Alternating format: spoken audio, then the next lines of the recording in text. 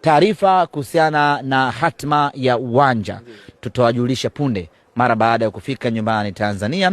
Tukishapata mwongozo wa mwisho tutawaambia wanasimba mechi yetu itakuwa ni katika uwanja gani, lakini wakati tunasubiri tamko la uwanja, wanasimba waanze maandalizi ya mechi.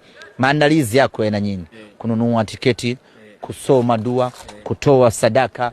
Yote hayo tuanze kufanya kuanzia Jumatatu ili tarehe 25 twende tukamalize kazi. Shabiki tulikuwa nao hapa, tunawashukuru sana wale wote ambao wamejitoa kuja mpaka huku Moroko.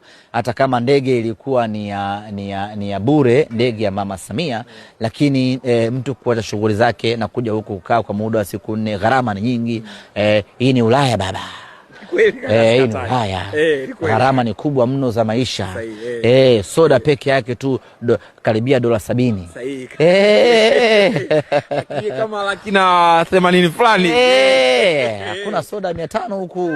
Mambo ni magumu mno. Ushazoea ukitoa 500 unapata mookola.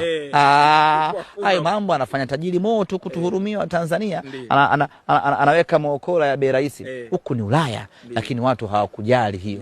Kwa sababu ya Simba yao watu wamekuja hapa, wamekuja kuipambania Simba yao. Tunawashukuru sana. Kazi part 1 tumeimaliza.